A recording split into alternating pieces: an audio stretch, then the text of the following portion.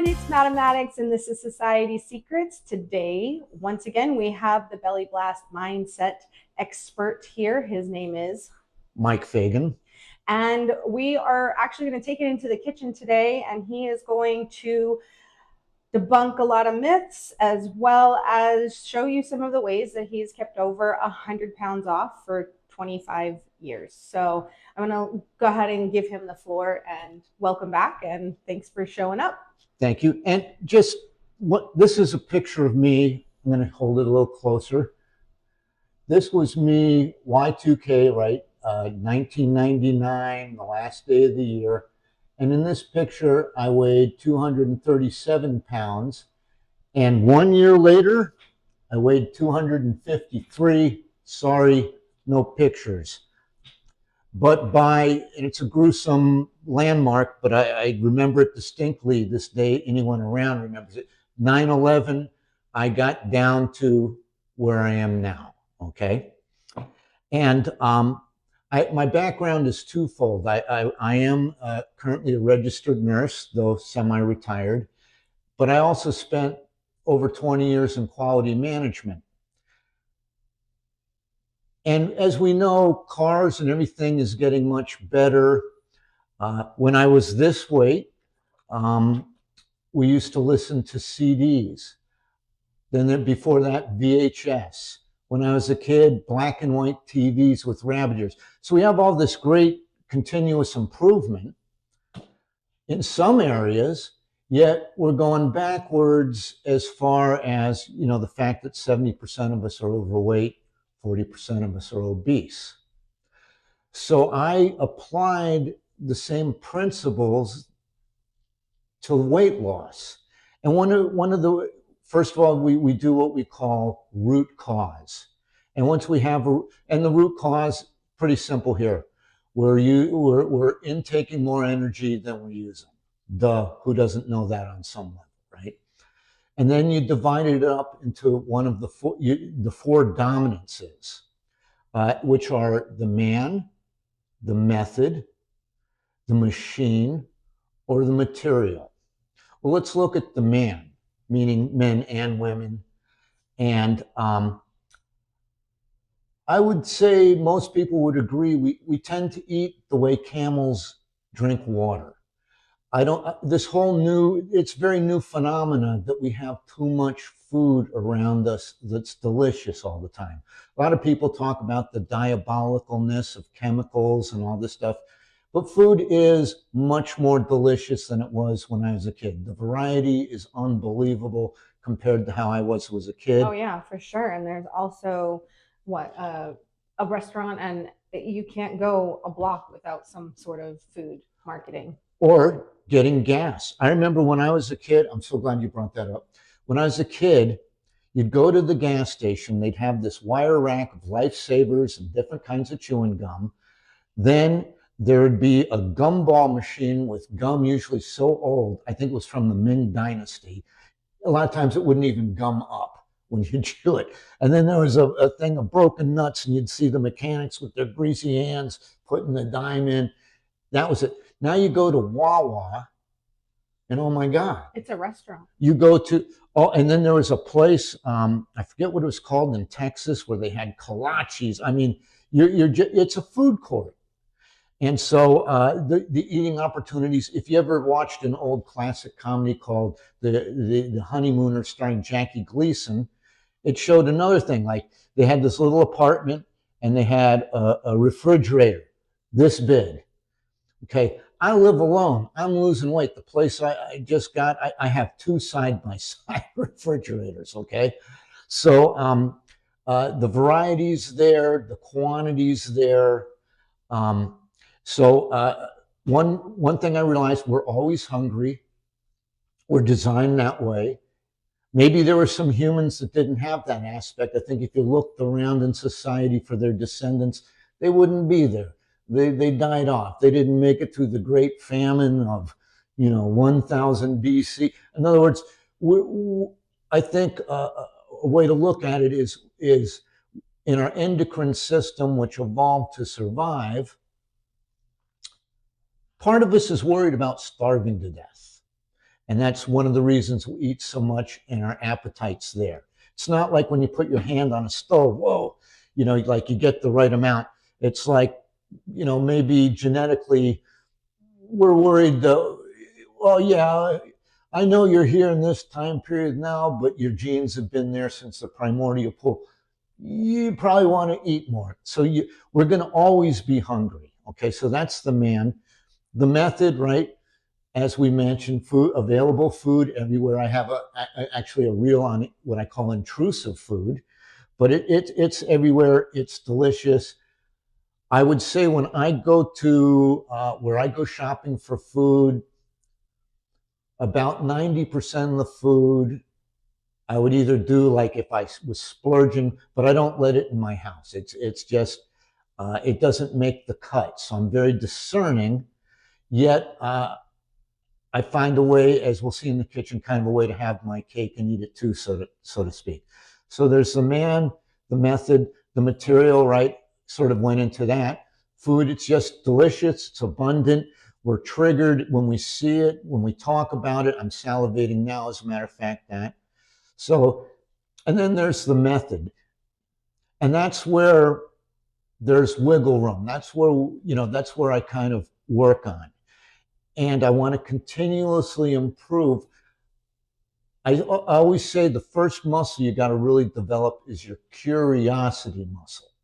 Okay. There's foods that I thought were unbelievably healthy, that I knew were unbelievably healthy, that, and then there's foods that I thought were terribly unhealthy, that when I see the calories and the protein level, plus the fact that it satiates me, that are pretty darn good. Okay. And I learned this by reading the ingredients on the packages. Okay. So, and then going back to what's very dominant, I have here a copy of some magazines covers, and I would say they're the most influential magazines in our country based on one thing. They have the highest circulation, they sell more copies, okay?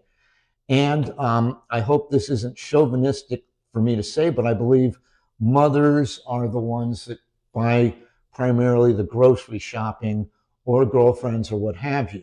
I think a lot of times too, women in the household are the ones who are buying, the cookbooks or the diet things, and they're marketed towards women. Yep. So it's not chauvinistic in any way. It's marketing. It's marketing, and then also too, I think a lot of it is how we're brought up, right? Between Cinderella, a woman so beautiful, there was no meaningful conversation, because obviously the only thing they could identify her but was by her, if the shoe fit, which ironically fell off. It's almost like an attack on logic, but it's fundamental, and it's retold in a lot of movies. And then they used to say, a way to a man's heart is through his stomach. One of my favorite movies. I still believe that, though. Okay.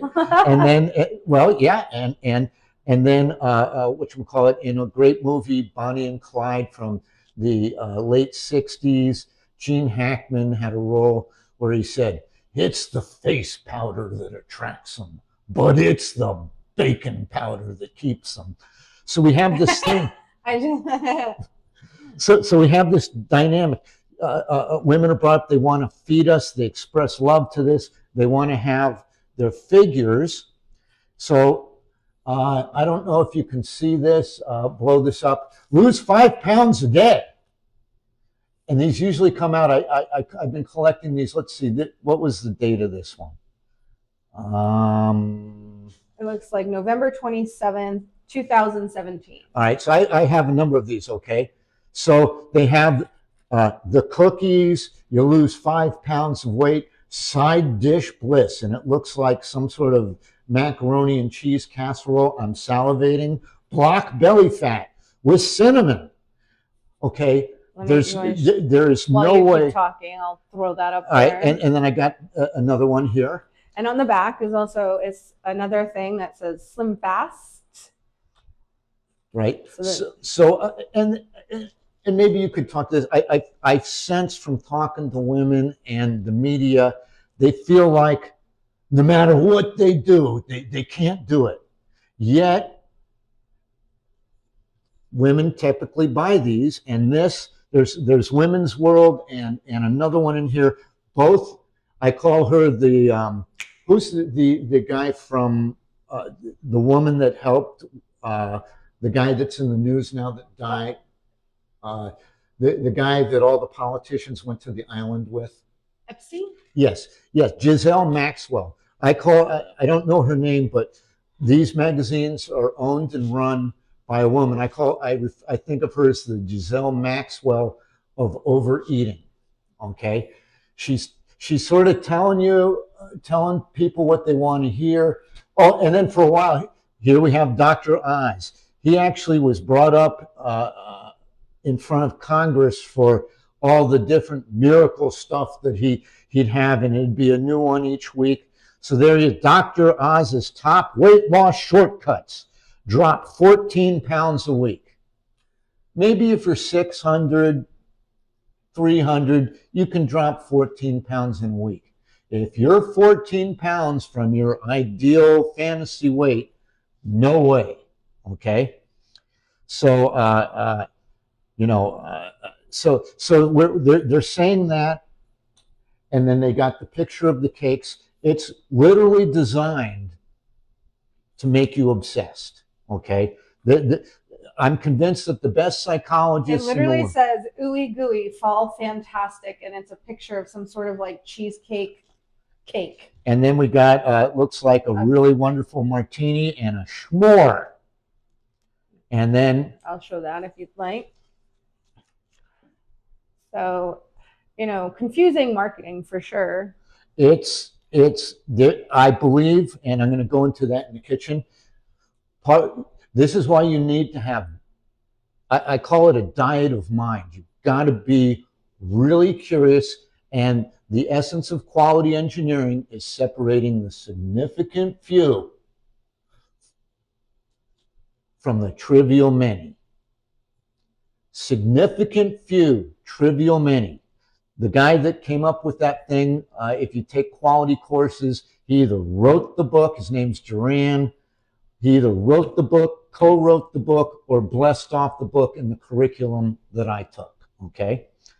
And then here we go. 16 pounds in 17 days. The hungry girl way. I'm hungry. I want to lose weight.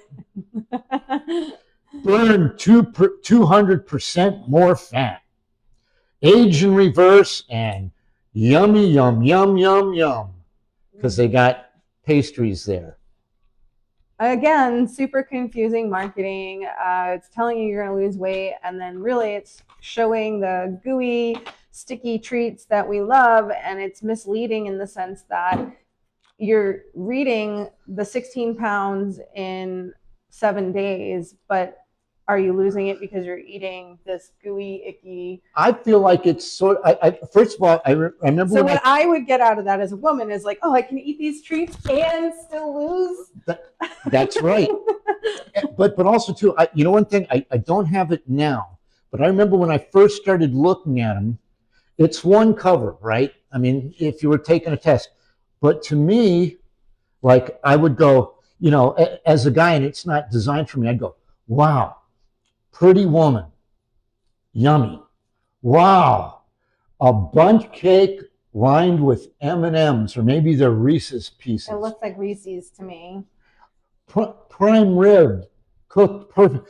So it's like some electron. Like I remember going, like it would steal my. And then I just felt this whole slingshot thing. Now, this is the other magazine that the Giselle Maxwell of Publishing does. Okay, so anyhow, but they're all the same thing. Reverse aging, belly fat goes first. I would call that a huge canard. Having lost weight, I still have a little belly fat. Okay, see, I'm within my proper BMI. I'm 67. I feel a lot better than I did, in this picture. And I'm 18% body fat. The healthy range for my age, they say it's like 17 to 23. So per the doctors, do I have a six pack? Yeah, underneath there somewhere. Belly is the last. Your belly fat is going to be the last thing to go.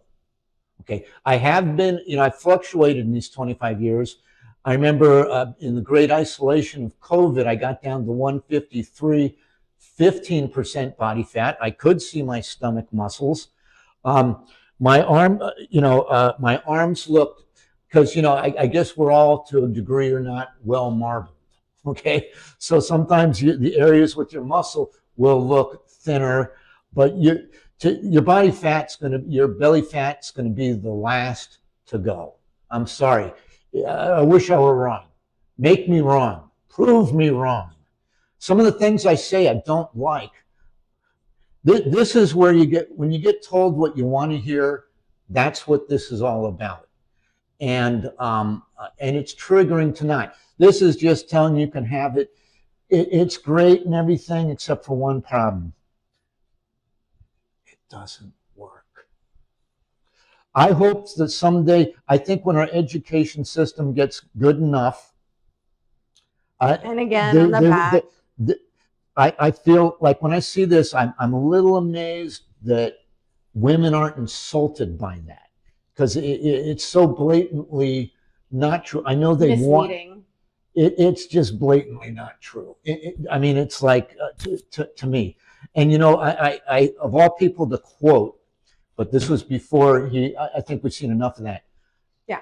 Bill Cosby, You can keep talking and I'll of shut up. all people, he had this one routine where he said, he was talking about his kids, like, man, kids just glom onto something.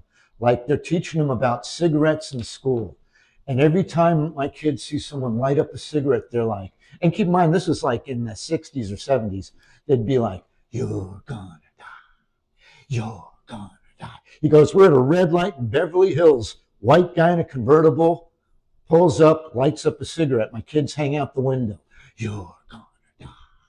You're gonna. And he's like, oh my God, Panthers! Runs the red light. But what do we have in schools now? With 300,000 people a year dying to obesity-related disorders in a very, I hate to say it, but it's part of the equation, very expensive manner, okay? And when I lived in Texas, my girlfriend's son, his school put in a food court in addition to the cafeteria, and it was different from when I was a kid. She'd pay $100 or $1,000 per semester for the cafeteria. He wouldn't go. He'd go to the food court, blow his allowance. Now, he was in good shape kid. He's taller than me and all that.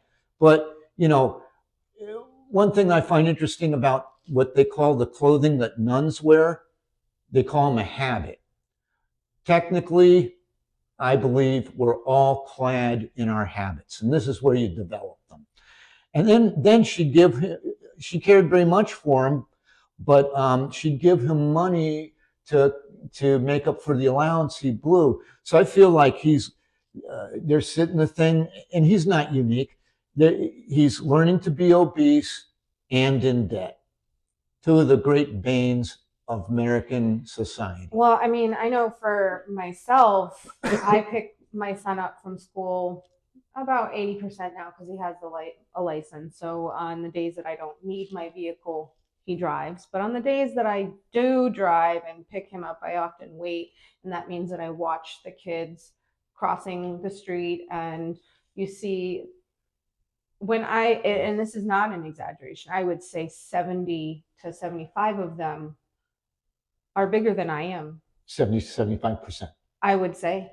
Mm-hmm. A huge percentage of the kids that I watch crossing the crosswalk are well in the obese range. Mm-hmm. and not in they look like they're in sports and good shape. We're talking severely overweight, and my son is very small has always been smaller and lean. And he one time said to the doctor, I really wish I could get bigger. Like I can't, I just, nothing works. I eat the proteins and I do the things.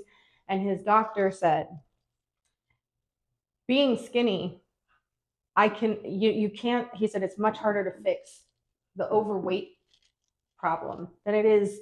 He said, right now, just appreciate it, because if you were bigger at your weight, it's much harder for me to help you with that. So it's understanding that a doctor is telling you that be grateful that you're this way versus being overweight, because once you're overweight, it's much harder to reverse that. And probably he's growing muscle and bone, and he's young. I remember when I was 28, I had the same problem as him. I weighed a little less than I do now, and I started working at this place, Sunstrand Pneumatics, in San Diego in August. Mm-hmm. So I was let's say 160. And they had the shipping department where they had this huge weight scale and you could stand up on it. And I remember by Christmas break, I stood on that scale and I used to eat and eat, like when I was your son's age. And I'd be happy. It's kind of gross, but it kind of, I'd be like, oh, I gained a few pounds. I'd take a dump and then I'd be like lighter. I'd be like, okay. So it was like that until like 27 or 28. I got on the scale 202 from August. So a lot of it is youth and metabolism in his case. But that doesn't mean, and then probably the kids that he's doing are eating a lot more. And then the other thing is we got another dynamic. Marijuana, though, the 70s show, I'm a child of the 70s. But it's getting more and more legal, and you got second and third generation smokers. And having been a nurse, the one thing that I see THC prescribed for, and I'm not talking about the ones where you're getting it recreationally, wink, wink, for anxiety, but for people who have cancer, they're going through chemo. Its big thing is to increase your appetite. And then back to quality principles. Let's say this was a manufacturing thing and we wanted this product to come out within this weight range. We would take corrective action. We're going the other way. And it's 3 times deadlier to Americans than the axis of evil during World War II. And that's sort of why, I don't know if it's kind of my obsession. And a lot of young people like to rebel. I would say to keep in your weight range, unless you're 6'2" or above. It's still a challenge if you're 6'2" or above. Okay, I've talked to tall people. It's like, what do you mean? And it's like, calm down. But it's if someone's like below 5'4" with the eating opportunities. I mean, you both go to a restaurant, get the same thing. If you're 5'4", you get the same portion, don't you? I'm 5'2". Okay. So I sometimes refer to it as a Holocaust against the short. And I've tried to look up to That's see. a really good point, though, that you just made, is that they don't look at somebody who's sitting at a table and say, oh, they're 6'4", and then the person sitting next to them is 5'2". They're giving every single person the same portion. Right. And I dream of a day where, like, you'd go to a restaurant and then you'd order that and you'd say, you'd either have a calorie range, or you'd say, I want a 5'3" female, and then they'd give you the same food, but the rest would be in a to-go box. Right? Because, who wants to go, oh, you got to go to this restaurant. The portions are so fucking small. Yeah. I mean, oh, really? Oh, yeah. Not only will you not gain weight from the food, but you'll be so upset about being ripped off, you'll burn off even more calories. I basically went, and I think I might have mentioned it last time, I have my own inner vocabulary that I talk about food with. When you're in a restaurant, like I say, there's certain foods I won't have at my house. When you're at a restaurant, I'm in a brothel. And I'm not, okay, I'll have that food there, but it's built for one thing. It's built to be delicious. I'm salivating as I'm speaking now. I mean, you go to, I don't want to mention any for legal reasons and paranoia reasons, but there's one restaurant that has my favorite cheese biscuits, and I'll when I go there and I'll splurge, not cheat because I know I'm not getting away with it. That's another word I use. Um, I think each one of them is like 200. I probably eat 1,500 calories before my food arrives. Anyhow, I thought we would back to the dominance. Speaking of materials, I brought with me a lot of food here that I call my arsenal. Okay, foods that I find to be, I you know, a lot of them are delicious, but are they restaurant grade? My favorite lasagna delicious? No. Are they delicious enough? You ever seen like commercials where they have some, oh, it's delicious, and you buy it and it's like, mm. No, I give the stuff a strong B or a B plus. Okay. Um, We're gonna. so let's go and look at some of these foods. I'll tell you where to buy them. I'm not making any money off of it, but I'll tell you this: I would never recommend something I don't eat. And if my thing can go as well as it can, I would like to get some money from it. But as of now, no. But I eat my talk. Okay.